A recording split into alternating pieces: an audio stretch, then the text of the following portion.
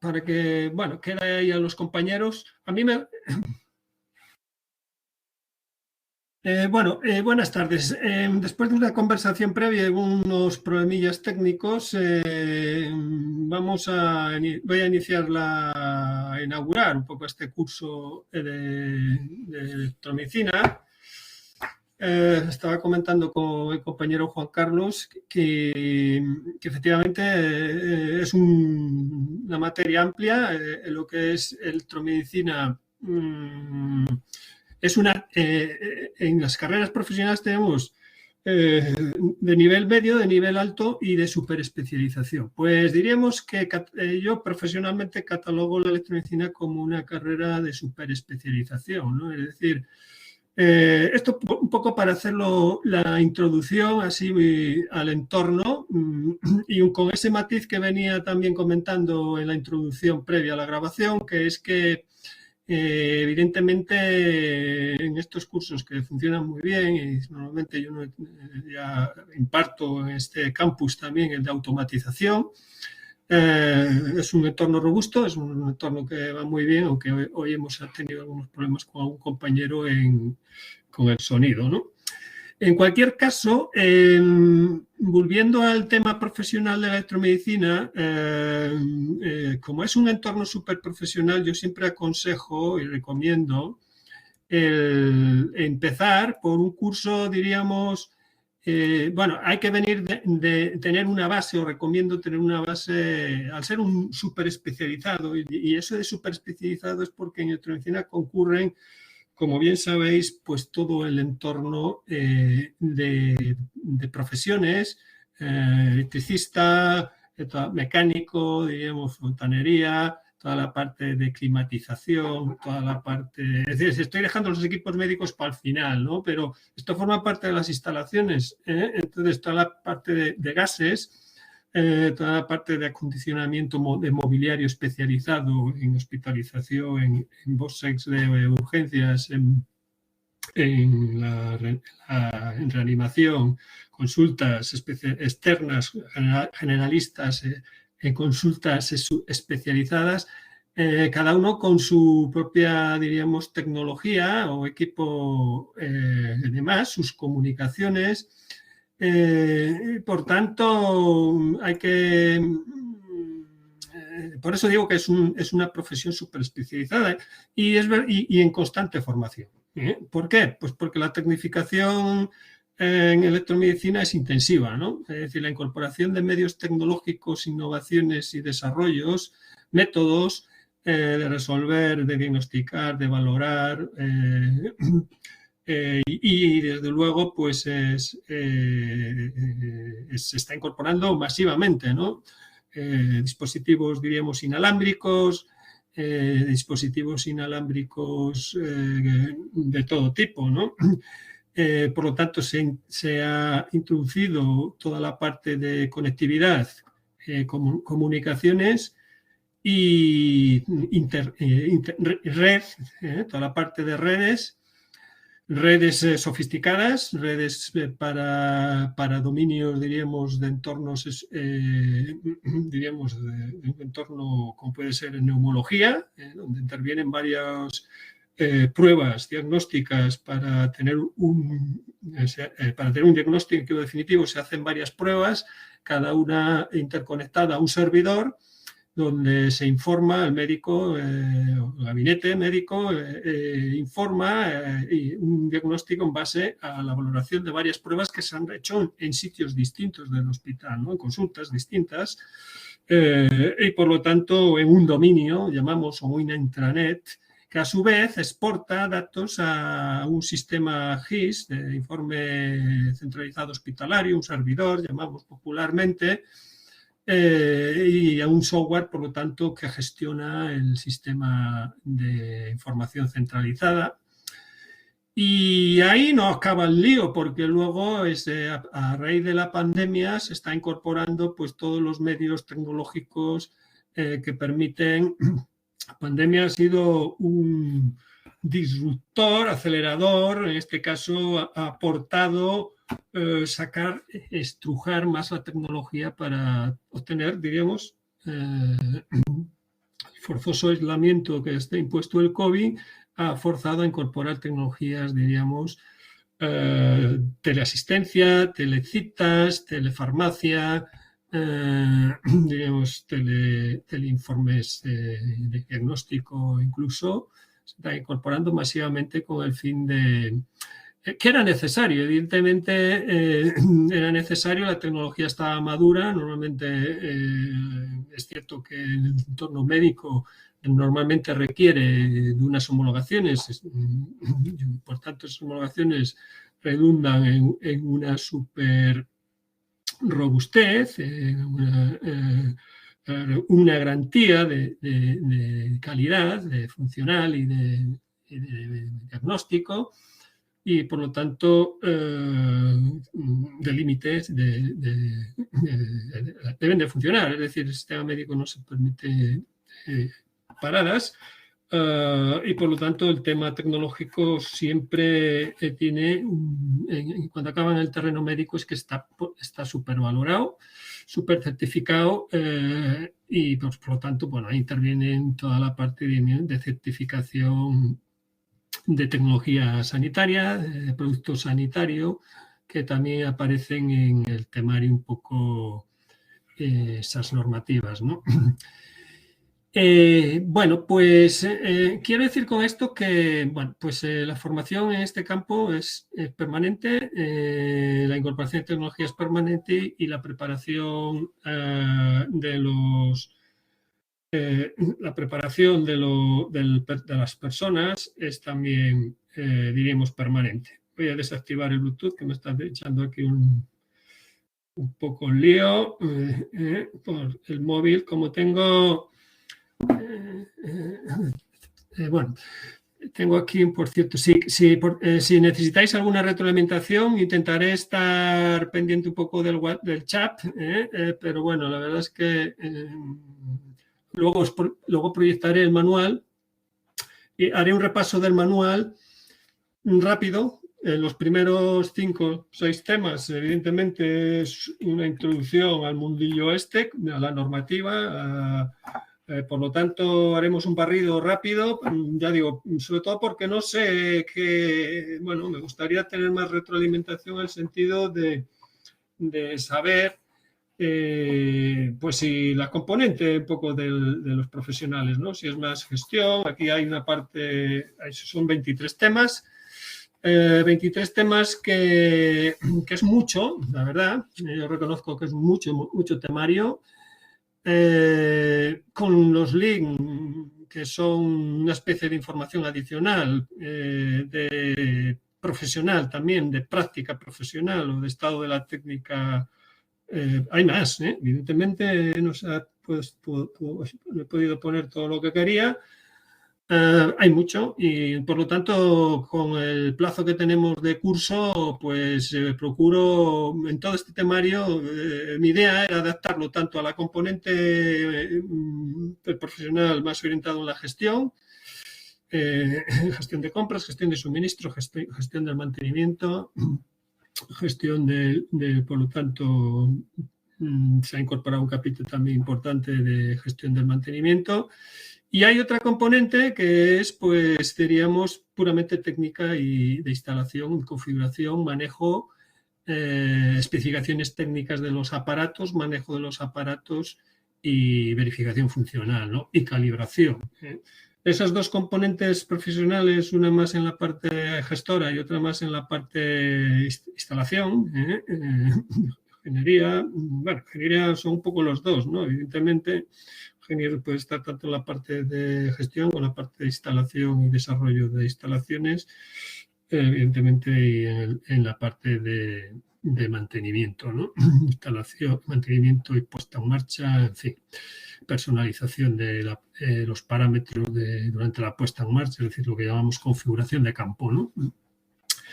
Bueno, pues entonces, dicho esto, ya digo, voy a hacer un barrido rápido de la parte inicial, voy a proyectar el manual y hago un barrido Al proyectar en pantalla, el problema que tengo es que al proyectar en pantalla no veo los chats. Entonces, si queréis la retroalimentación, no sé si por el móvil, un correo electrónico lo podría incluso visualizar. Tenéis mi correo electrónico, si queréis retroalimentar, yo intentaré ver el correo electrónico, porque ya digo, al compartir pantalla, creo que me quedo sin el chat. O bueno, me queda solapado por detrás. Entonces voy a compartir el manual y hacemos un recorrido. No voy a ser muy profundo porque más que nada trataré de la esencia con el fin de avanzar a la parte diríamos, más técnica, que está pues en los temas. Hay una parte importante de prevención de riesgos que yo considero importantísima, porque la seguridad y el trabajo seguro y la protección de la persona y de los compañeros, pues es fundamental, ¿no?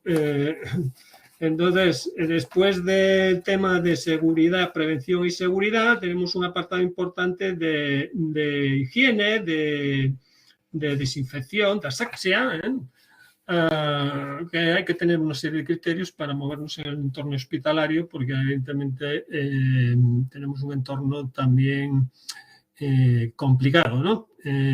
Donde debemos cuidarnos de las infecciones, de la transmisión de las infecciones, de entornos explosivos o corrosivos, y en este caso, pues estos temas son un poco importantes, por lo menos que estén, ¿no? Y por lo menos no conocerlos en profundidad, a lo mejor, pero tener una idea más o menos guiada a la cual acudir para consultar, ¿no? Y que nos suene, ¿no? Es decir, como técnicos debemos saber que entornos hospitalarios nos pueden perjudicar, ¿no? Vale, entonces, sin más tema, voy a compartir una pestaña de Chrome. A ver qué me sale aquí. Vale, perfecto, comparto. Y espero que estar compartiendo, porque la verdad es que como no... A ver, sí, vale. Vale, de esta forma estoy viendo efectivamente también el chat, ¿no? Chat que puedo hacer así. Bueno, sí, vale. De esta forma me podéis mandar a través del chat algunas notas si queréis. Bien, entonces... Vale, entonces vamos al lío, ¿no? Ya digo, el tema 1 es un poco lo que he estado tratando ahora, la introducción a lo que es el mundo del electromédico, de la profesional de electromedicina, y bueno, vamos a ir a él. Porque, bueno, no voy a desarrollar el contenido. Vamos a ir aquí, producto sanitario. Tenemos ahí definición de producto sanitario. Tenemos producto sanitario y tecnología sanitaria. Son dos cosas que están relacionadas, sí o no, comparten el entorno hospitalario. Cuando hablamos de producto sanitario, se define como producto sanitario cualquier instrumento material que bien solo combinado o usando fungible, es decir, fungible es aquello que se usa para las fundas, por ejemplo, de un termómetro óptico, o las fundas para una sonda, diríamos, de un ecógrafo. Son todos, diríamos, accesorios de usar y tirar, es decir, son un uso por paciente, se llama fungible, ¿no? O también accesorio desechable, porque es de uso único, ¿no? Entonces, tanto sean accesorios o equipos, habla de productos sanitarios cuando tiene básicamente fines de diagnóstico, de prevención, de control, de tratamiento, de alivio de una enfermedad, una lesión, una deficiencia, es decir, orientado al paciente, ¿de acuerdo? Ya sea su terapia, su diagnóstico, su terapia, su rehabilitación, su evaluación. Ese es un producto sanitario y, por lo tanto, se rige por unas normas que están reguladas por la Comunidad Económica Europea para ese tipo de productos. Hay unas categorías que son, en este caso, esta norma para productos sanitarios implantables. Otro sería el producto sanitario para diagnóstico in vitro, que son pues, para cultivos y demás, y otros que son los productos sanitarios ya generales, ¿no? En esa línea, productos sanitarios generales orientados a eso, a la cura, a la terapia. Y luego está, que puede parecer lo mismo, la definición, pero no lo es, que es tecnología sanitaria. Tecnología sanitaria son todos aquellos elementos que ya no están indirectamente ligados al paciente, sino que son, podríamos decir, los equipos, las instalaciones, los dispositivos, es decir, los medios que nos van a permitir obtener o proceder a usar productos sanitarios. Es decir, en este caso serían procedimientos médicos o quirúrgicos, pues, toda la parte, por ejemplo, de electros, tensiómetros, son los sistemas que nos permite, incluso el software que nos permite organizar una gestión de la farmacia hospitalaria o del almacén hospitalario, o de la administración, el software, por ejemplo, de gestión del mantenimiento, toda la parte, diríamos, de base de datos de pacientes, el software toda la parte del software de exploración.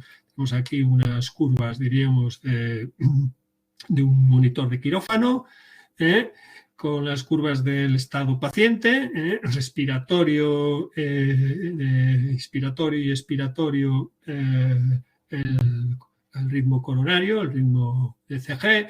Esto es todo tecnología sanitaria, ¿de acuerdo?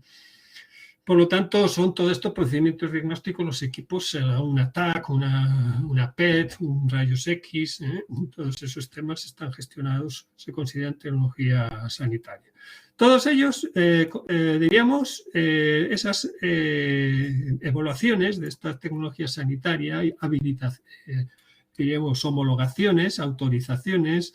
En Europa existe la Agencia Europea del Medicamento, y en España la Agencia Española del Medicamento y Productos Sanitarios, ¿de acuerdo? Ella es la cargada de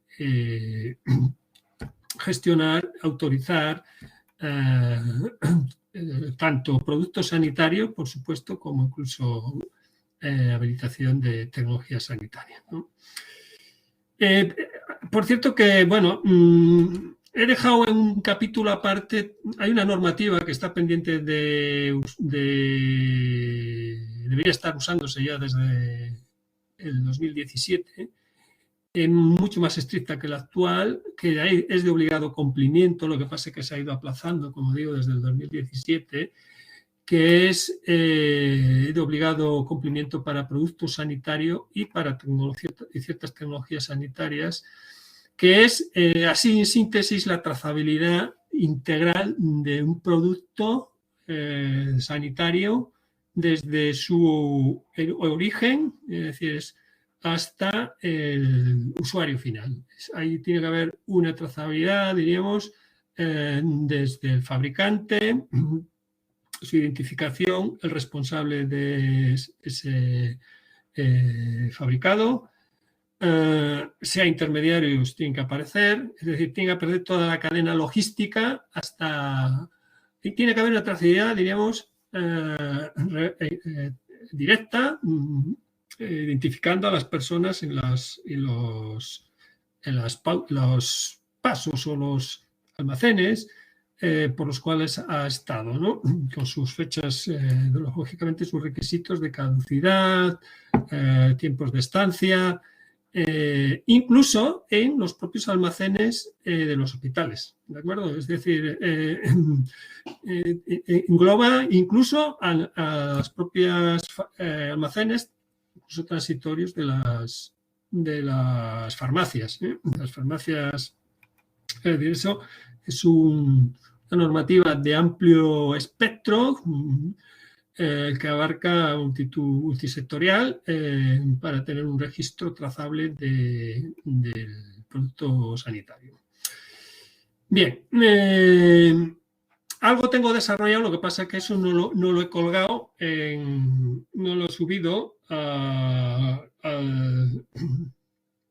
he decidido no subirlo porque me parecía mucho ya, ¿de acuerdo? Me parecía mucho y entonces lo adelanto aquí. Es decir, me refiero a las normas concretas que rigen ese tema. Y que están ahora, deben de estar a punto de... Sé que hay una fecha que ahora no recuerdo, que deben de estar aplazado, ya digo, desde 2017 hasta no sé si el 2022 o julio, me suena, por ahí. Vale, el sector salud. Sector salud, bueno, todos los que estamos en el sector salud sabemos un poquito de qué va esto. Evidentemente,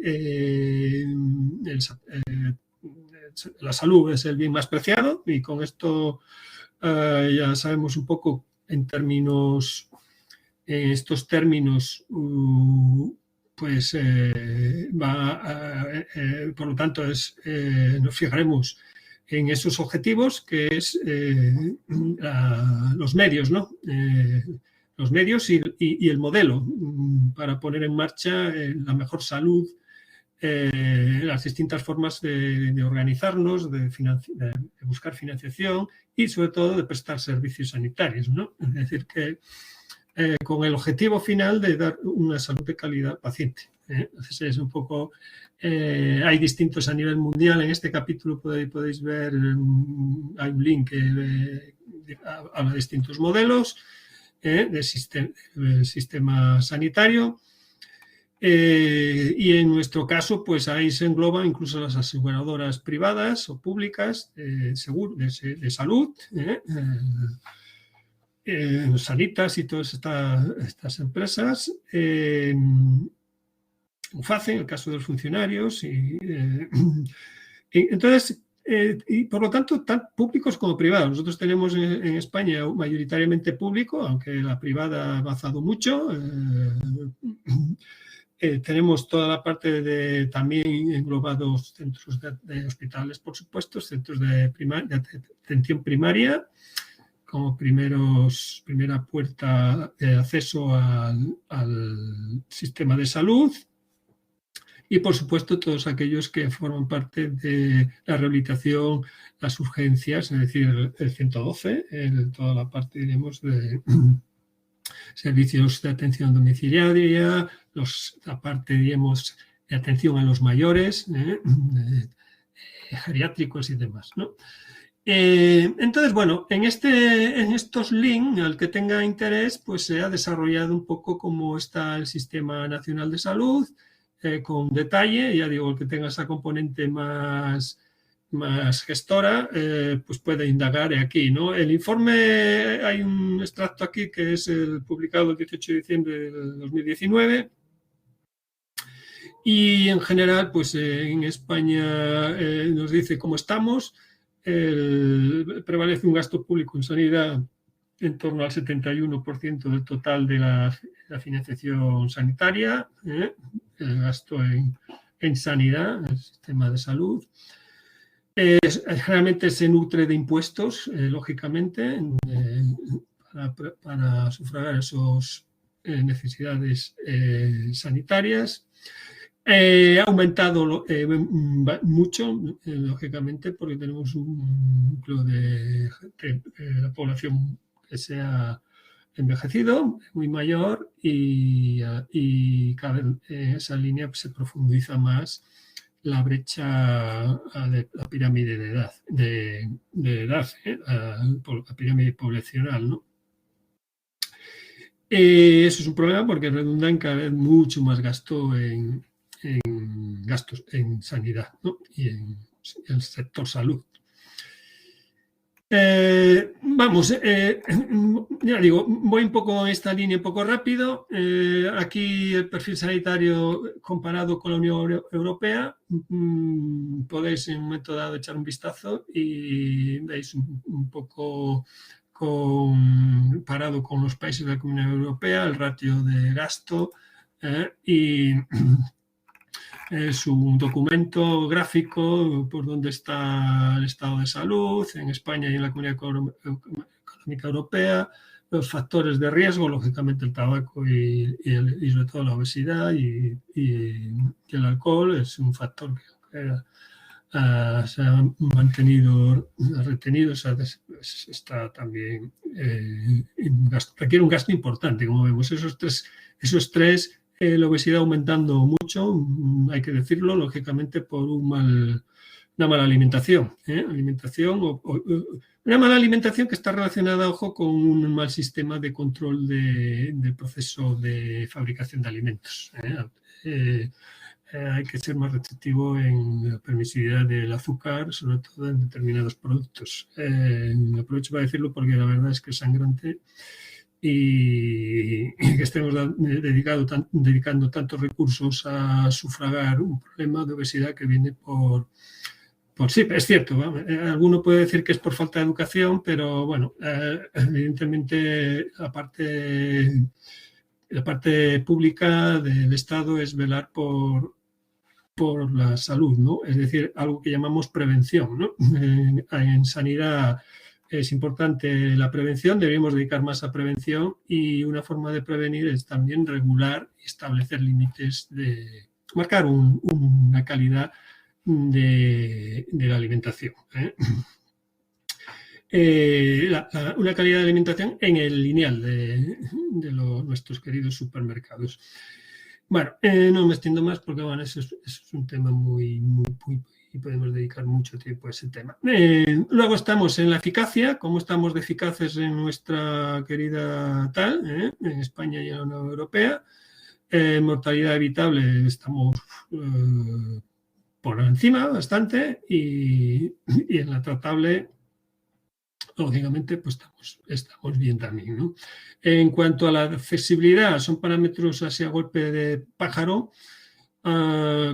Cómo de accesibles son los hospitales españoles respecto a la Comunidad Europea, cómo hace la atención a la primera atención, la atención al ambulatorio, cómo estamos en comparativo con la europea, y bueno, vemos que tenemos buenos indicadores, salvo en el tema medicamentos, que pues Europa nos hace un pequeño pellizco, ¿no?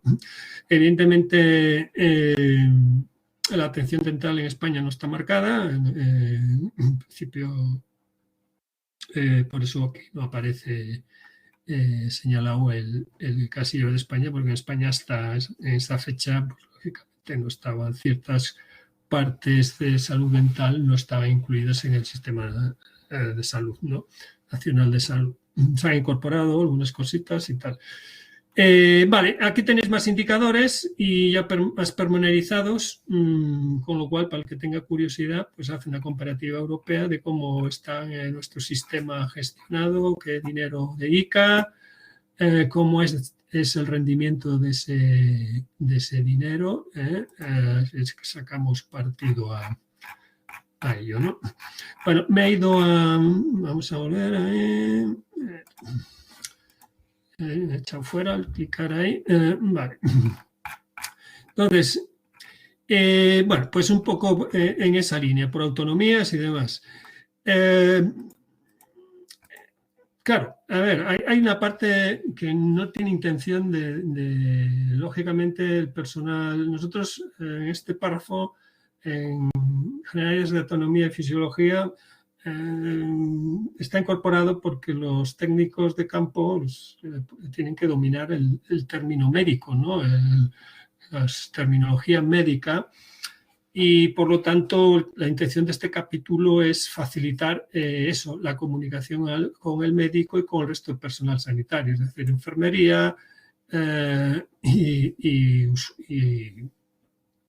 técnicos del sistema sanitario. Tenemos que, cada vez que hagamos una puesta en marcha y una puesta a punto de un equipo, o cuando se nos notifica unas necesidades tecnológicas, son para cubrir, lógicamente, un diagnóstico médico, una prueba, y nos van a hablar en términos médicos, ¿no? Es decir, entonces tenemos que tener cierto, sin la ambición de ser nosotros en ese terreno. Este capítulo trata de eso, de las especificaciones del equipo, la configuración y tener los términos, diríamos, mínimos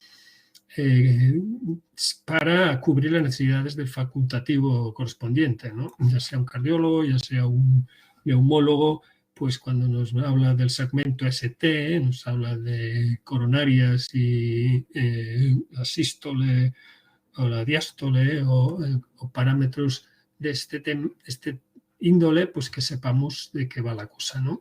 Entonces, para tener una base, metemos un poco aquí lo que es pues un poco la anatomía del cuerpo humano, ¿no? Partimos de que medicina significa curar, y por lo tanto, partiendo de ese objetivo, que es un objetivo lógicamente final, es un objetivo finalista, y por lo tanto, siempre que acudimos al sistema de salud es con el objetivo de que nos curen, evitar padecer dolor o mejorar el bienestar, ¿no? De la salud, recuperar la salud. Por lo tanto, pues vamos a diseccionar, tal como aparece aquí, ciertas especialidades, y para diseccionarlas en términos de terminología médica, vamos a comentarlas así básicamente rápidamente, ¿no? La anatomía pues estudia la conformación y estructura de los seres vivos. En este caso, a nosotros nos interesa la parte del género humano, es decir, porque la botánica estudia pues eso, la biología de los vegetales, y la zoología pues de los animales, ¿no? Nosotros en este caso estudiamos lo que es anatomía humana. Todo empieza por el origen, está en esa cosa tan pequeñita y tan delicada que es la célula, ¿no? Una célula que no deja de ser un sistema diminuto, es cierto, pero que tiene una morfología y un funcionamiento interno, es un ser vivo, es decir, necesita requerir unas entradas, unos aportes, y ellos va a reportar al sistema unas sustancias, unas proteínas que son vitales para el metabolismo del cuerpo, ¿no? Tienen unos aportes que permiten metabolizar, a su vez reproducirse también. Las células generalmente llevan un sistema, yo siempre las comparo, trato de compararlas así como una pequeña ciudad, que tiene sus propios centros energéticos. Para tener energía requiere unas materias primas, procesa esas materias primas, genera sus propios elementos de vida, ¿no? De funcionamiento, y tiene su propia reciclaje, su sistema de reciclaje de sus residuos, y saca un producto, diríamos, en forma, ya digo, como proteínas y otros elementos vitales para el sistema en el cual está el sistema, ya sea el aparato o el sistema en su entorno, ¿no? En ese inmediato, ¿no? Pues, en este caso, pues, así resumiendo mucho el tema, veremos luego una gráfica de esta célula, tenemos el núcleo, donde lógicamente está el centro de la célula, donde se genera la reproducción, y los elementos auxiliares, como decía, los ribosomas, las mitocondrias, son elementos, diríamos, que tienen una funcionalidad muy parecida, como puedes decir, como venía diciendo, al funcionamiento vital, básico y mínimo de cualquier ciudad. Es decir, necesita energía, necesita una entrada de insumos, y hay una serie de fábricas y de elementos internos que hacen producir unos productos que van a ser vitales para ella. Va a requerir también un entorno adecuado, lógicamente. Tiene tiene la membrana plasmática, que es una barrera de protección a modo de defensa, tipo muralla, siguiendo con la ciudad, y tiene que reproducirse y seguir viva, ¿no? Por lo tanto, se copia a sí misma en base a esos requisitos funcionales. Bueno, no sé, me dejan a ver si tenemos algún en chat. Tengo un mensaje por aquí. La trazabilidad, Juan Carlos, perdona, ahora mismo estoy lanzado y no te había visto. La trazabilidad, sí, ciertamente entiendo que te refieres a los productos sanitarios, ¿no? Bueno, toda la trazabilidad va a ser constante en el tema médico, ¿de acuerdo? Es decir, podemos llamarlo de distintas formas, pero la síntesis en neuromedicina es que se cumpla la trazabilidad, diríamos, de origen. De origen hay unas especificaciones en todo producto sanitario y en cualquier tecnología, por ejemplo, en cualquier equipo médico, hay unas especificaciones que han sido de homologación por la Agencia del Medicamento o por la Agencia Europea del Medicamento, en base a unos objetivos funcionales, y esos objetivos funcionales, en este caso de diagnósticos, es un electro pues, para evaluar el ritmo cardíaco, para establecer un diagnóstico de anomalía cardíaca o de rapidez de medida. En su gama hay una homologación. Ya sabemos que hay electros de primaria, electros de especialista, y hay una gama de equipos y por lo tanto electros para desfibriladores que no son tan exigentes, incorporados a desfibriladores, y cada uno pues es homologado para unas especificaciones técnicas. Esas especificaciones técnicas tienen que cumplirse y es lo que llamamos trazabilidad, ¿no? Entonces viene regulado pues normalmente por la homologa la Agencia del Medicamento, pero realmente los requisitos los marcan la Asociación Europea de Cardiología, son organizaciones de investigación, o la SEPAR en el caso de neumología en España, que marcan unos parámetros, diríamos, mínimos de diagnóstico y que deben de dar los equipos que van a requerir los médicos, ¿no? Luego hablamos un poquitín, porque efectivamente en esa trazabilidad desde origen, desde que se fabrica y que da lugar a la homologación por parte de las entidades de vigilancia de esto, como son las agencias Europea o Española del Medicamento, al final llega al hospital o al especialista médico y viene con unas especificaciones. Esas especificaciones son las que seguimos que a la hora de hacer verificaciones funcionales de dicho equipo tienen que seguir cumpliéndose, ¿no? Entonces, no sé si he respondido un poco a tu pregunta, pero en esa línea es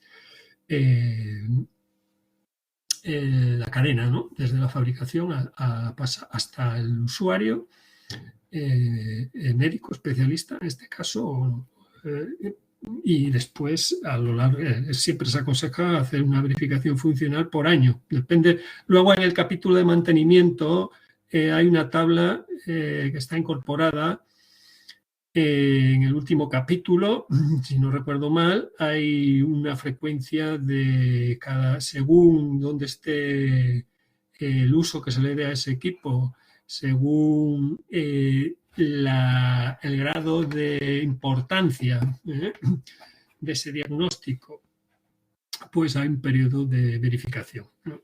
Sale un número, hay unas tablas al final y por lo tanto ese procedimiento es el que permite evaluar seguir evaluando que es trazable. Bien, es una pena que siga sin reglamentación de sonido. No sé si he contestado, pero bueno, voy a seguir, si eso luego me pones 2 notas en el correo electrónico. Por tanto, las células forman parte de los tejidos, forman parte de del cuerpo humano. Y dentro de las células están esos otros componentes, átomos y demás, con como hemos visto, sus distintas funciones. Yo no voy a entrar en lo que es cada una de estas, que esto es ya biología y demás. Me interesa más partir de ese conocimiento mínimo y que evidentemente todas estas células es lo que da origen a unión de células que permiten que un órgano desempeñe una función, ¿no? Determinado órgano de nuestro cuerpo. Esa función de ese órgano es lo que vamos a evaluar con los equipos médicos y tratar de diagnosticar.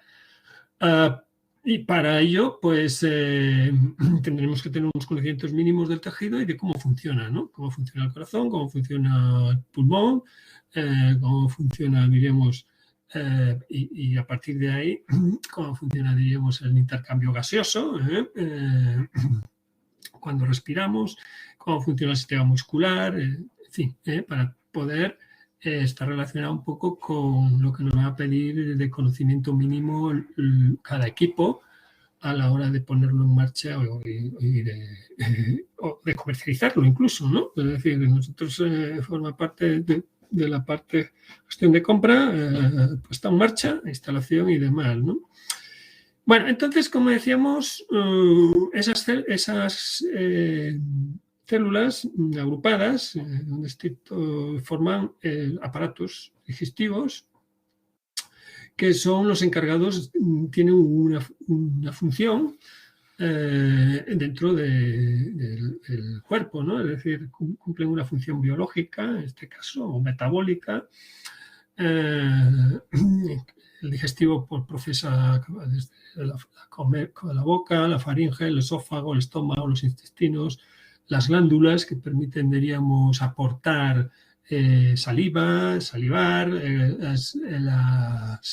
la secreción para facilitar la digestión, los jugos gástricos y todas estas cosas son todo productos de moléculas que permiten desempeñar una función. Son estimuladas y producen unas enzimas que van a facilitar la función del aparato digestivo, ¿no?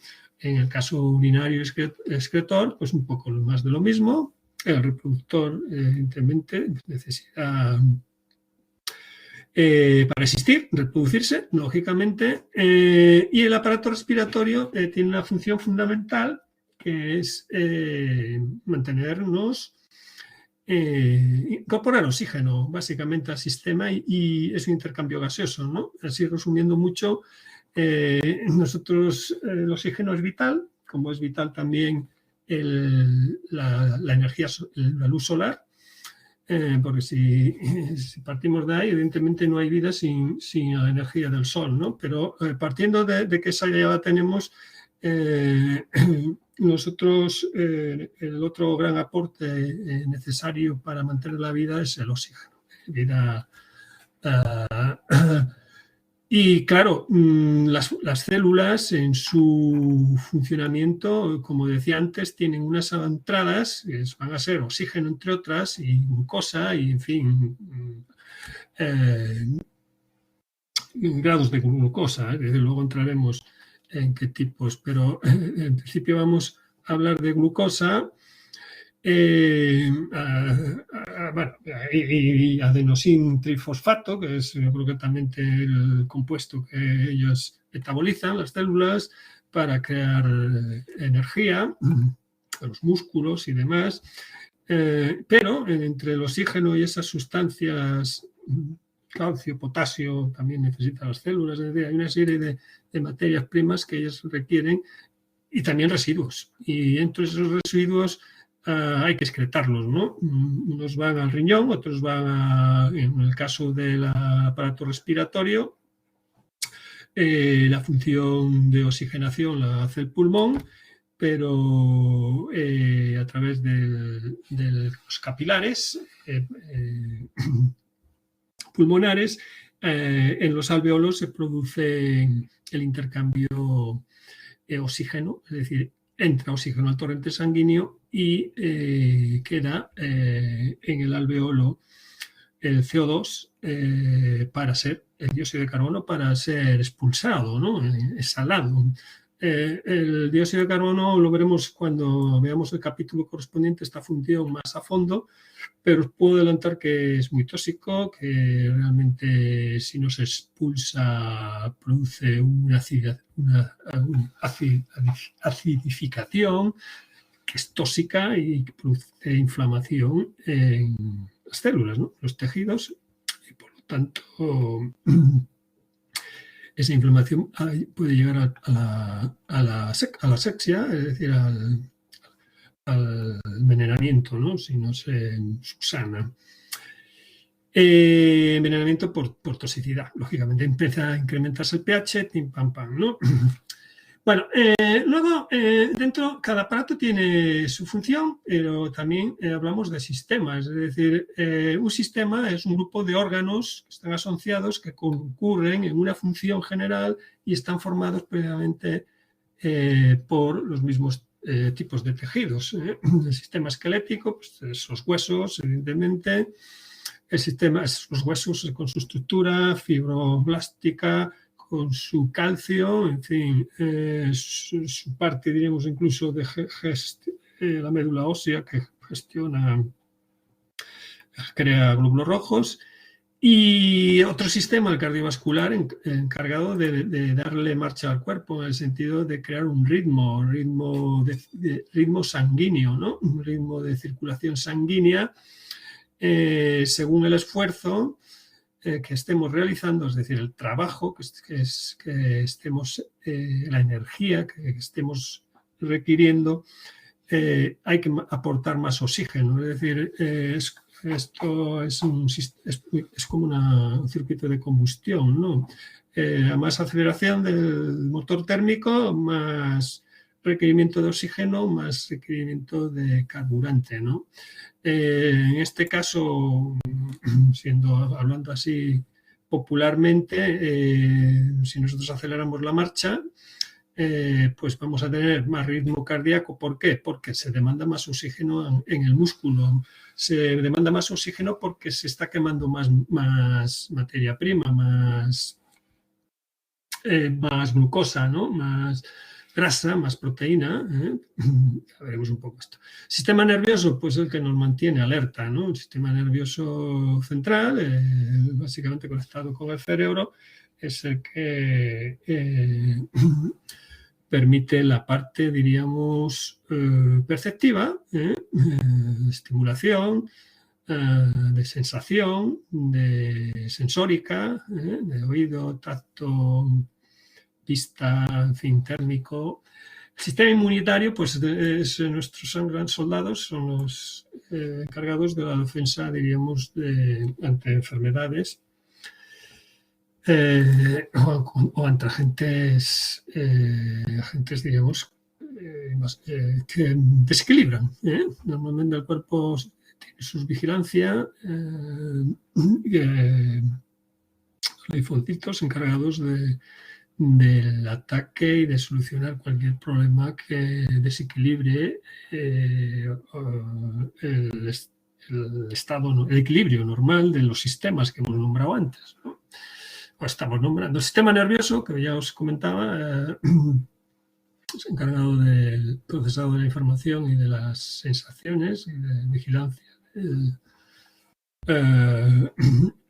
Por tanto, de la sensórica. El sistema cardiovascular, el linfático, está ahí, es encargado de los vasos y ganglios linfáticos, el bazo, el timo, la médula ósea. Es un circuito encargado un poco de la depuración, pero donde también están la vigilancia también del sistema inmune, ¿no? Circuito también de limpieza de residuos, es decir, de canalización de ciertos residuos corporales producidos por las células de estos sistemas, ¿no? El sistema endocrino, pues la función de este son glándulas que tienen una función de sintetizar enzimas, hormonas, para generalmente a través del circuito linfático o a través de la sangre, que permiten, pues diríamos, metabolizar el periodo del sueño, la vigilia, digamos, la adrenalina para el despertar, la serotonina, en fin, la dopamina, son sistemas, diríamos, el páncreas que genera las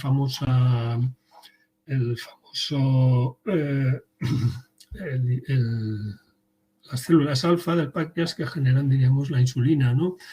Para incorporar el azúcar a las células, ¿no? Es decir, la insulina es la llave para que la glucosa pase al músculo y, por lo tanto, ese equilibrio lo establece lo metaboliza el páncreas, generando insulina según las necesidades del músculo, ¿de acuerdo? Por lo tanto, todas esas sustancias que están ahí son fundamentales para la vida y el sistema endocrino y el médico endocrinólogo pues vigila que todos estos equilibrios sean correctos, ¿no? El tiroides, en fin. El músculo, pues todos sabemos lo que es el músculo porque es el que nos da marcha, como decía, el que nos permite el movimiento y normal, y el deportivo en particular. Si los sabemos, diríamos, obtener el rendimiento y el perfeccionamiento adecuado, ¿no? Bueno, tenemos el óseo, tenemos el articular, que son todos los nervios, tendones y ligamentos, que hacen la función de flexibilidad y de sostén flexible. Pues bueno, entonces, aquí os desarrolla un poco el sistema nervioso, sus distintas partes, el sistema musculoesquelético, que yo he resumido antes también, pues nada, el sistema circulatorio, con la importancia del oxígeno y las partes que constituyen lo que llamamos sangre, que es un circuito vital. La sangre lleva aporte de plasma para taponar las heridas, aporta elementos vitales a las células, entre ellos la distribución de esto que hablaba antes, del sistema endocrino, o sea, todas las hormonas, la insulina y todo eso van en el torrente sanguíneo y también se encarga de recoger las toxinas, ¿no? Es decir, las toxinas son esas partes que dejan las células para que alguien las recicle en el sistema, en otro sistema, en el hígado.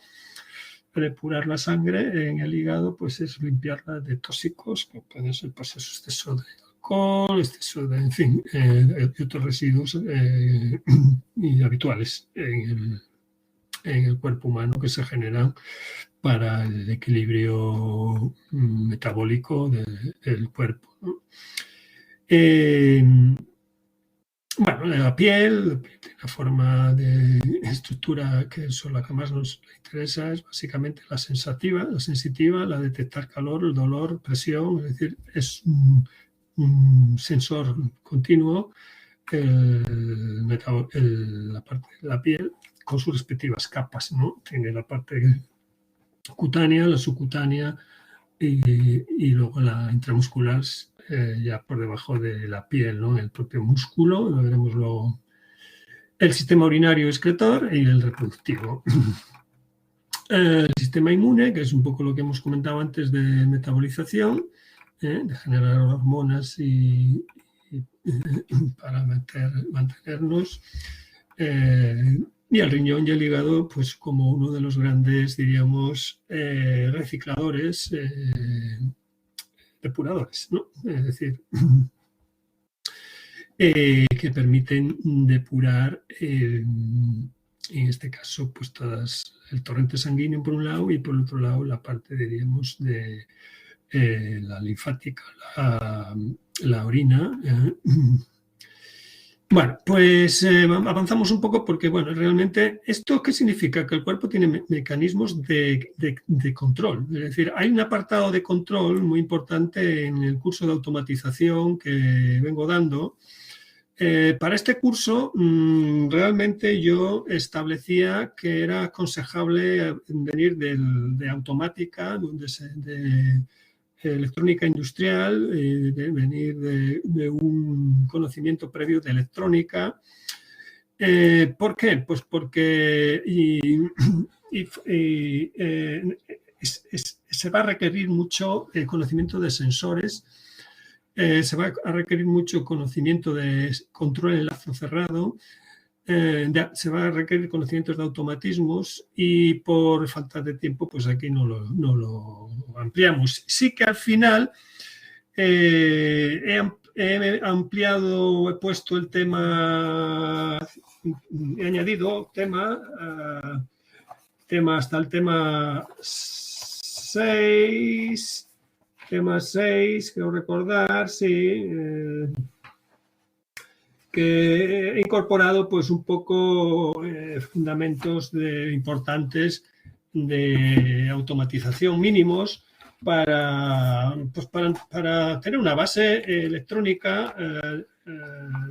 He incorporado fuentes de alimentación, he incorporado conocimientos sobre SAIs y estabilizadores de tensión, en fin, he incorporado baterías, que es el mundo de la electromedicina, es intensivo en uso de baterías, características de esas baterías, es decir, pilas y demás.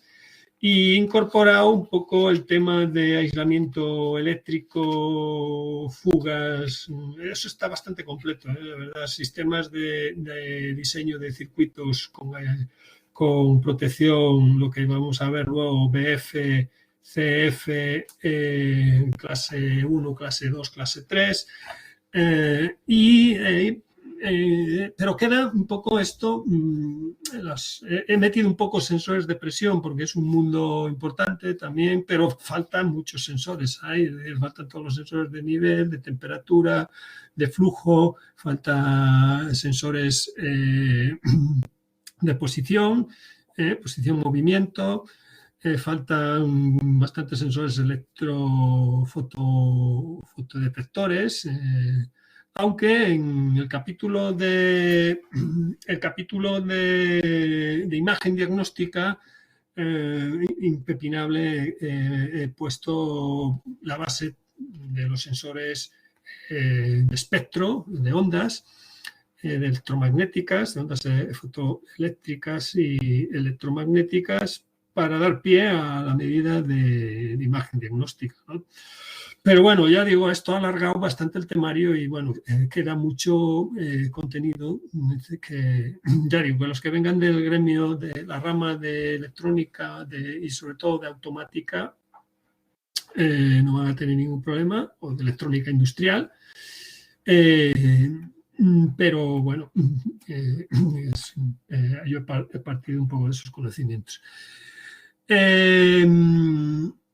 Entonces, ¿Por qué viene esto? Porque en automatización hay una rama muy importante que es el control automático en lazo cerrado, es decir, sensor, controlador, elemento final de control, es decir, ajustador del parámetro, y vuelve a entrar al sensor para ser medido y volver a ajustar el equilibrio de esa temperatura. Por ejemplo, la temperatura del cuerpo, temperatura corporal, la presión arterial. Todo en nuestro cuerpo son todos bucles de sensor, control y ajuste.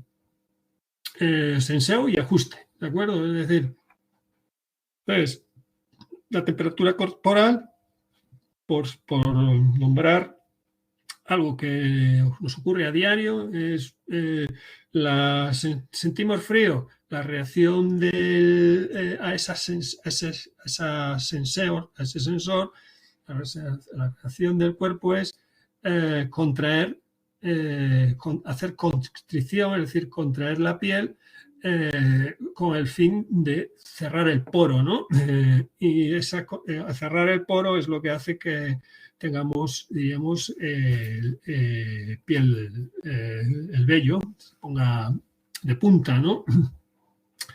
Eso es un mecanismo de control frente al frío. ¿Qué pasa frente al calor? Pues frente al calor pasa lo contrario, es decir, que hay calor en el exterior, sentimos calor, es decir, el cuerpo, su equilibrio celular, impuesto por el equilibrio celular que hemos nombrado antes, que esté a 36 grados. Las células están vitales 100% cuando están a 36 grados. Si bajamos a 34, la célula empieza es ya 34 grados en el cuerpo, es ya estar próximos a la hipotermia, es decir, a la parálisis cerebral. Es decir, el cuerpo, la biología, la temperatura de estas células es un problema. Tenemos un problema ahí. Somos perfectos biológicamente, pero hay dentro de unas tolerancias. Entonces, 34, 40 grados son los límites.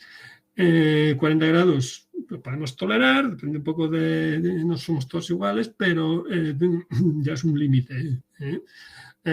Cuando el cuerpo empieza a subir de temperatura, tiene sus propios elementos de disipación del exceso de temperatura interna, que es dilatar la piel, hacer dilatación musculoesquelética y abrir el poro, ¿no?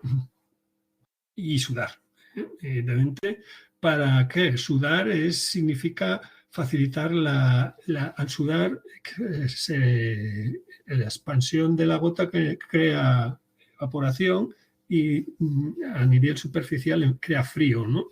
En la piel. Y por lo tanto, pues el efecto de sudar es facilitar la refrigeración, ¿no? Y entonces tenemos ahí un ejemplo de realimentación positiva, pero hay ejemplos de realimentación negativa.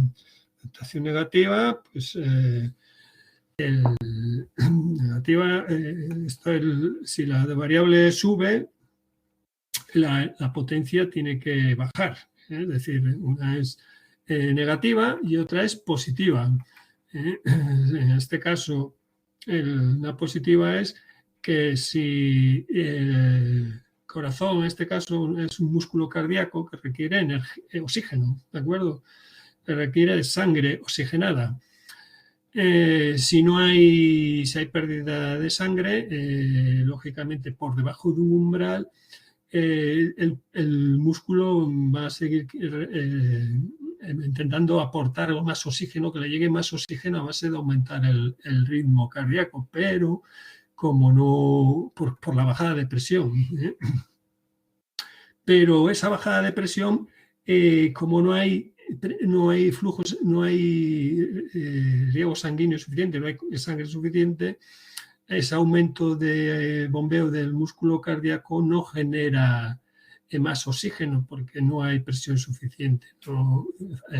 Esa falta de sangre crea falta de oxígeno, por lo tanto crea cansancio en el músculo y es una cadena falta de oxígeno en el músculo crea más aceleración muscular y por lo tanto es una cadena en positivo que es muy peligrosa porque genera la muerte del músculo por agotamiento, ¿no?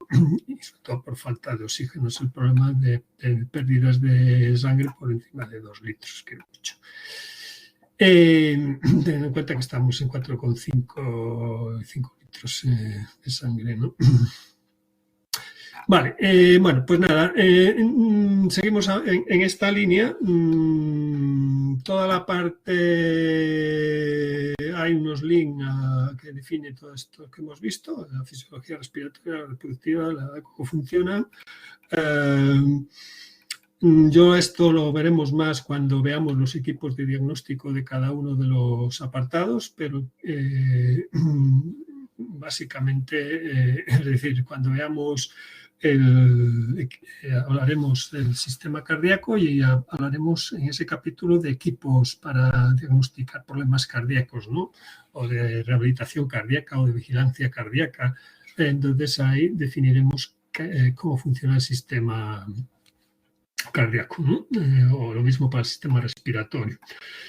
Bueno, pues entonces aquí aparece una terminología muy, digamos, médica, que es, lógicamente, por ejemplo, cuando vamos a hacernos un electro, hay una parte importante que es qué pasa con nuestras constantes en reposo.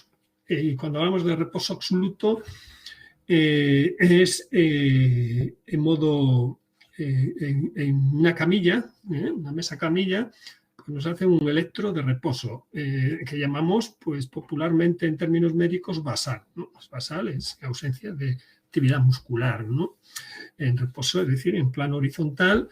Entonces eso se llama decúbito supino, que es boca arriba, y cuando es en plano horizontal, es decir, decúbito boca hacia abajo, es prono. Esto pues es una nomenclatura terminológica que se usa bastante en diagnóstico, en pruebas diagnósticas, ¿no? Puede ser decúbito lateral, es decir, puesto de lado, en plano, en horizontal. Y bueno, pues aquí tenéis otras terminologías, diríamos, de posicionamiento frontal, cuando es en dos partes, una anterior y otra posterior, que puede ser frontal o la parte posterior. Coronal, sagital, cuando se divide el cuerpo en dos partes, una derecha y es decir, un eje sagital, y transversales, horizontales o axiales, ¿de acuerdo? Luego tenemos craneales, cefálicas, caudales, es la distancia hasta la cola, la distancia caudal. En fin, la proximal, es decir, lo que está más cerca de raíz de un miembro determinado. El hombro está más proximal que el brazo, es lo más proximal del brazo, es decir, más próximo al tronco. Distal es la inversa, ventral, dorsal, en fin. Definimos un poco aquí curiosidades, un link para curiosidades, las distintas catalogaciones que hace Wikipedia de las distintas enfermedades, la catalogación de las distintas especialidades que estudian esas enfermedades y una serie de links pues, muy graciosos en base a conocer más la anatomía de las enfermedades. Vídeos de entretenimiento también para más datos, conocimiento auxiliar de ese capítulo. Bien, el capítulo prevención de riesgos, perdonad que os tengo abandonados. Vale, perfecto. No quiero extenderme más. Son las 8:30. Yo creo que vamos a dejarlo aquí. El capítulo de prevención es casi de literatura, ¿no? Es decir, a mí me gusta más, estos equipos son un poco, pues eso, hay que comentarlos, ya digo, la gente es libre de visionarlos, depende un poco de su perfil profesional. El prevención de riesgos en el sector sanitario es un tema que debería de es importantísimo, ¿de acuerdo? Por el entorno sanitario, sí, vamos para curarnos, pero también podemos enfermar, y podemos enfermar de forma muy grave. No por enfermedades infecciosas, de transmisión infecciosa, es decir, por residuos, porque respiramos entornos, diríamos, contaminados. Por lo tanto, hay una parte, diríamos, de transmisión de enfermedades que hay que hacer la asepsia adecuada, que es otro capítulo que está a continuación, y por lo tanto debería ser de obligada formación, ¿no? Relajadamente este capítulo, que independiente de que esté más o menos bien redactado, que bueno, es una primera convocatoria y seguro que hay erratas. Bueno, creo que en principio es conveniente leerlo pausadamente para cualquier técnico, ingeniero o personal que se mueva por el mundo hospitalario, porque ya digo, este es un entorno para sanar, pero también nos puede perjudicar, ¿no? Y de muy diversas maneras, tanto en el ámbito laboral como en el ámbito, diríamos, peor todavía, que es aquello de meternos en un ambiente sin la protección adecuada, sin la higiene adecuada, o bien abandonándolo sin haber luego hecho o antes de hacer la higiene adecuada, ¿de acuerdo? Todas estas precauciones nos evitarían, pues esto, nos habrían reducido los 300 accidentes laborales mortales que hay más en el entorno hospitalario, afortunadamente, que han ocurrido en el año 2019, y hablamos totales, laborales totales. En el entorno hospitalario, pues ahí, como a continuación podéis ver, ha habido el tema COVID ha sido auténticamente penoso, en el sentido de ha venido a fastidiar, porque es evidentemente una enfermedad de transmisión vírica por el aire, generalmente por el aire. Y por lo tanto, como otras que había ya,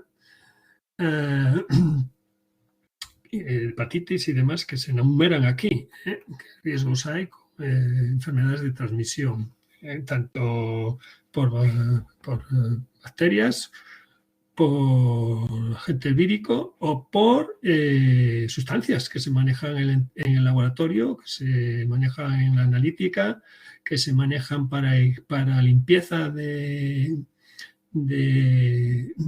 elementos y accesorios de las tecnologías sanitarias, y por también gases que son inflamables, que son tóxicos, que se usan para anestesia, para, en fin, tratamientos como la pentamidina y demás y otras historias.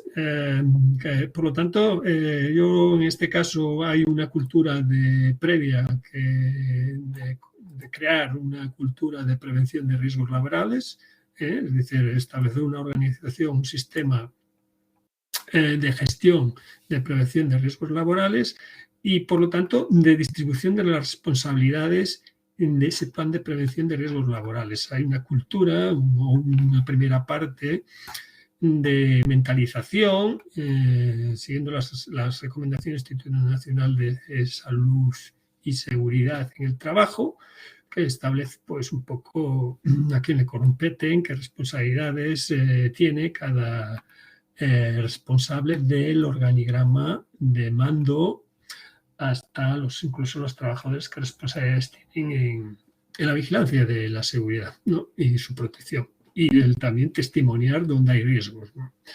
Bueno, pues es un capítulo que, en fin, yo recomiendo una lectura del mismo con esta introducción que yo he hecho.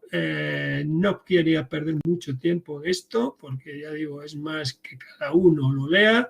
está muy ampliado, es muy amplio, con suficiente amplitud, creo, considero, no soy experto tampoco, ni tengo, hay que decirlo, titulación en prevención de riesgos laborales, pero yo creo que es, pues bueno, hay un contenido suficiente para tener una mentalidad de prevención.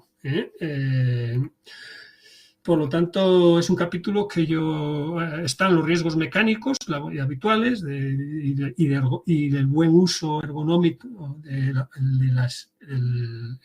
usar una buena ergometría del área de trabajo, con ventilación, con luz, en fin, unas recomendaciones también de cómo coger cargas, en fin, cómo subir, bajar escaleras, todas estas cosas de prevención que son generalistas, ¿no?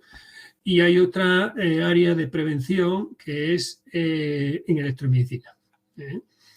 Y en el área de electromedicina, ya digo, no hay que bajar la guardia, como dice aquí, y hay que tener unas pautas claras, y las pautas empiezan por la información, por conocer qué entorno es agresivo, dónde puedo encontrarme un entorno agresivo, que si voy con las protecciones adecuadas, pues va a ser amable. Y si adopto si me he informado qué tareas voy a hacer, del entorno que voy a visitar, voy a poder planificar esa intervención y voy a poder establecer elementos de llevar los medios y las protecciones adecuadas. Y por lo tanto voy a poder actuar con unas premisas de precaución, con un método también que evidentemente me va a hacer sentirme seguro. Es decir, y para prevención no hay mejor cosa que tener esa información, no para abusar de la confianza, sino para actuar de una forma coherente y planificada, porque el exceso de confianza, muchos de los accidentes vienen por eso. No, eso a mí no me va a pasar, ¿no? Eso, yo lo tengo superado, esto es para los torpes y tal, ¿no? Evidentemente, ese tipo de mentalidad normalmente lleva al desastre, ¿no? Es decir, que hay que pues actuar con sensatez, ¿no? Y en este caso, pues es adoptar una serie de... tener un conocimiento y adoptar una serie de medidas preventivas que evite, pues esto, golpes, choques, riesgos de atrapamiento, riesgos de cortes, en fin, proyección de fragmento de partículas líquidos. Hay mucho líquido, muchas partículas que pueden hacer daño en el entorno hospitalario, ¿de acuerdo? Gases a presión, tubos a presión, en fin, vapor, agua, elementos corrosivos. Tenemos que tener esa precaución. Temas de incendios, de explosión, como pueden ser los gases de etileno, gases como las instalaciones frigoríficas pueden llevar los elementos también que pueden ser tóxicos y inflamables. Las reacciones de los distintos elementos mezclados, ácidos y bases, pueden hacer reacciones explosivas, con mucho calor, incluso quemaduras graves y por lo tanto las medidas preventivas oportunas, ¿no? Bueno, esto quiero darlo así un poco a bola pluma porque, en fin, es más que nada que lo lean.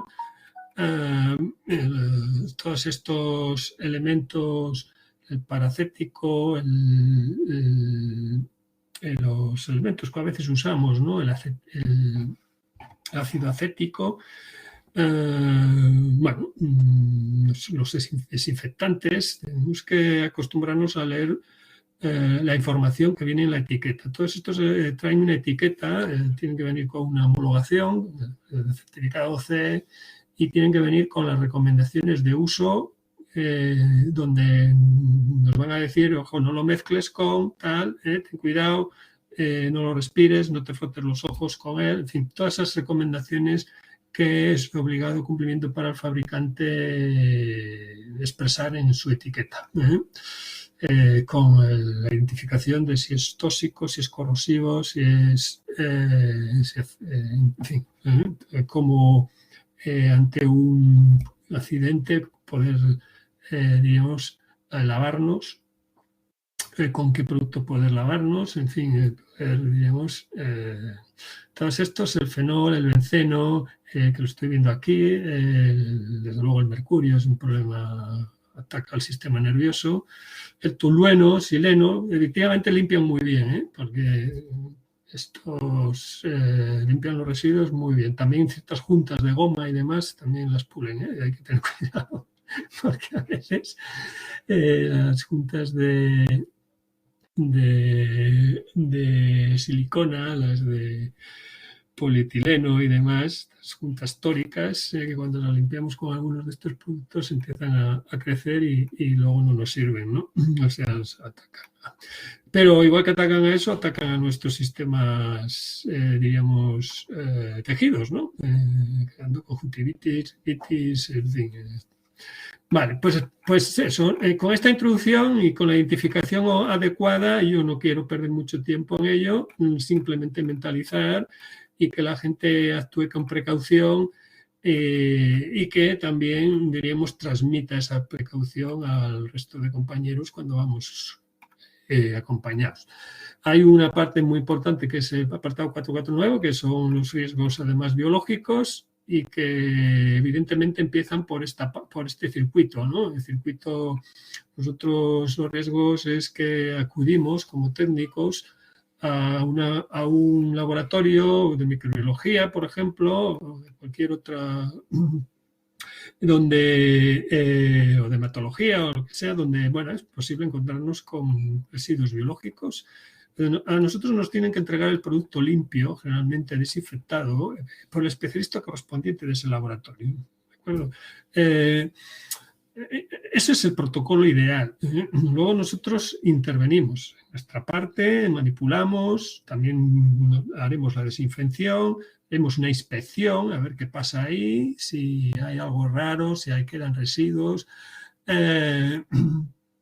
Entonces, eliminamos el embalaje o la envoltura correspondiente, si viene de haber sido esterilizado. Y si en este caso tenemos dudas, lo esterilizamos y pasaría ya a un almacenamiento para un posterior uso, pero ya está de nuestra mano, ya sabemos cómo está de origen. Y así, diríamos, cerramos el circuito, ¿no? Es decir, hacemos la asistencia técnica correspondiente y lo pasamos otra vez a cadena, ¿no? Bueno, esto es un circulito que nos viene muy bien a los técnicos para un poco ver cómo está el tema de quién es el responsable y las etapas de esterilización y de gestión de residuos, accesorios que pueden estar contaminados biológicamente. Vale, os habla un poco también de, pues eso, que las bacterias y los virus pueden venir, son residuos biológicos y que, bueno, pues nos transmiten muchos problemas, ¿de acuerdo? No es broma. Hepatitis, hasta ahora era un problema la hepatitis, ahora ya empezamos a tener soluciones farmacológicas, el virus tal, estando por ahí, pilulando, las tuberculosis, las gastroenteritis son pasajeras, pero son un compañero muy indeseable. En fin, los herpes están ahí, permanecen, se van mal, en fin, hay distintas familias de ellos. Hay que tener en cuenta que todo esto está por ahí y evidentemente se limpia, se higieniza, hay una serie de pautas de limpieza, pero nosotros tenemos que actuar de forma precavida. El mensaje de riesgo, cartel de mensaje de riesgo biológico, de obligada señalización para tal, y los métodos preventivos. Sobre todo, el resumen es mucha higiene después de manipular, usar guantes, gafas, en fin. Hay un poco aquí reseñado con que según en contacto con lo que estemos, qué debemos llevar. Si EPI, gafas, guantes, mascarilla, el procedimiento previo y el procedimiento posterior, de lavarse las manos, cerrar la puerta, en fin, según la categoría luego veremos que hay distintas categorías de riesgo biológico, quitarnos, lógicamente, relojes, pulseras, anillos y tal, que no dejan de ser agentes de ubicación de residuos, donde luego es más difícil higienizar. Y veremos que no es tan fácil higienizar, ¿de acuerdo? Estos bichos son vivos, tienen su capacidad de resistencia y de permanencia, y por lo tanto la higienización requiere unas pautas, no es tan fácil como lavarnos las manos con jabón y agua caliente y tal, porque sí, evidentemente es un método muy, muy bárbaro, es fenomenal, es una de las primeras que debemos siempre hacer ante la duda en cualquier manipulación de cualquier equipo, inmediatamente es por lavar las manos, ¿no? Sobre todo si viene de algún entorno de este tipo, ¿no? De laboratorios con tal. Tema de radiaciones, pues tiene sus propias protecciones, sobre todo mediante gafas, mediante pantallas, mediante áreas específicas de protección y los dosificadores, básicamente, que debemos de usar para medir la dosificación a las cuales nos exponemos cuando los manipulamos. En fin, las recomendaciones de trabajo con rayos X. Tenemos radiaciones ionizantes y radiaciones no ionizantes. Las ionizantes son las rayos X y derivadas, rayos gamma y ciertos isótopos de contraste, aunque tienen normalmente son aparatos que trabajan con muy poca dosis, ¿no? Es decir, luego veréis, tenéis un apartado importante al final de imagen diagnóstica, donde tratamos un poco todos estos equipos de radiaciones ionizantes, desde el PET, los rayos X, básicamente la fluorescencia, la tomografía computarizada, en fin, todas estas cosillas. ¿Cómo protegernos? Aquí os comenta, lo veis tranquilamente en braquiterapia, salas de braquiterapia, por lo mismo, dónde están los riesgos, cómo evitarlos, cómo protegernos y básicamente las no ionizantes. Las no ionizantes son los rayos propios como la ultravioleta, los ultrasonidos. El ultravioleta tiene un problema que básicamente fastidia la piel. Entonces sabemos que nos ponemos morenos, pero ese factor moreno, si estamos mucho tiempo expuesto, machaca las células, acaba matándolas, ¿no? Y por lo tanto la exposición, de hecho los ultravioletas se usa como germicida, ¿no? Es decir, como esterilizador de virus y de bacterias. Todo ello va a depender del tiempo de exposición. No es lo mismo estar un milisegundo que estar 10 segundos y no es lo mismo en la piel que en los ojos. Hay tejidos blandos que los fulmina, por ejemplo, la córnea, el rayo láser, los ultravioletas, pues, qué decir, no se puede mirar directamente con los ojos sin poner unas gafas protectoras.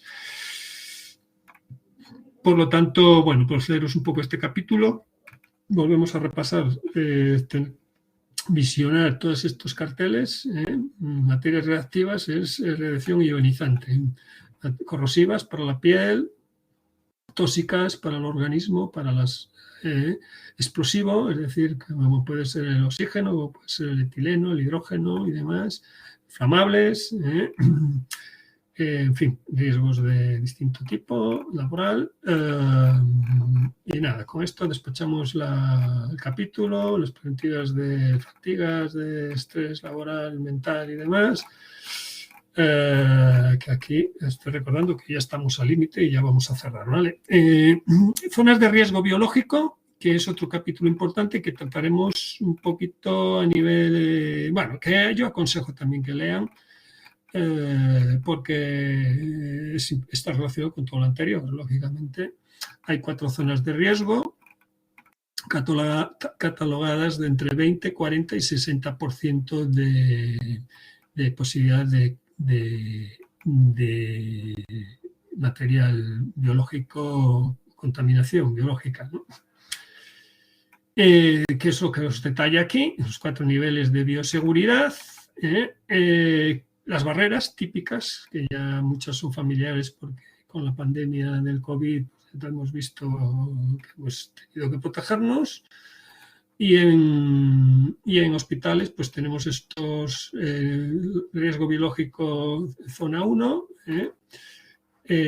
un poco las precauciones que debemos tener presentes, la zona de bioseguridad de riesgo 2, donde ya hay un poco más de peligrosidad, porque puede haber esas pichaduras accidentales de agujas, las agujas, ojo con las agujas, porque las agujas son un transmisor por pinchazo no deseado y es uno de los principales problemas en el personal sanitario de tener problemas de salud por haberse pinchado con agujas, algunos muy graves.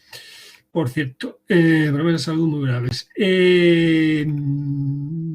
Vale, pues nada, leeros un poquitito esto. La señal que identifica una zona, qué tipo de riesgo biológico tiene, donde se ubica el grado de la categoría del laboratorio, si es grado 1, grado 2, grado 3 o grado 4.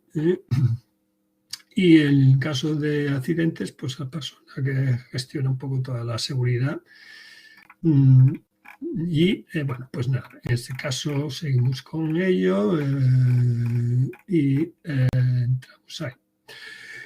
Ya acabó el capítulo gestión de residuos, pues nada, es recuperar los distintos, no deja de ser una gestión de residuos como la urbana, pero según unas técnicas de prevención.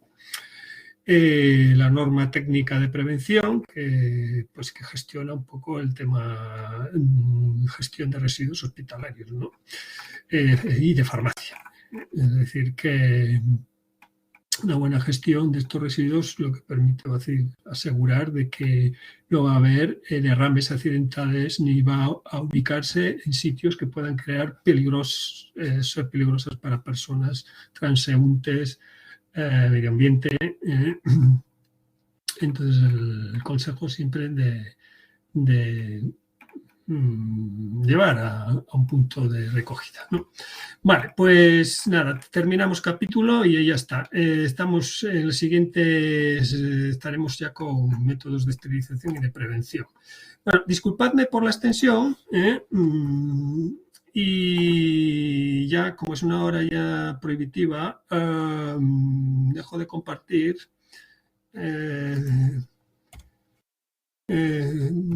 Bueno, hoy hasta aquí dejo de grabar, perdonad. Bueno, pues nada, terminamos con el próximo capítulo que incorporaremos, estará ya. Hemos acabado ya con reciclaje, pues el tema de esterilización, asexia, que ya empieza a ser técnicamente también un capítulo importante. La esterilización, métodos de esterilización, de higienización, que veremos, y ya con eso nos introduciremos en área equipamiento.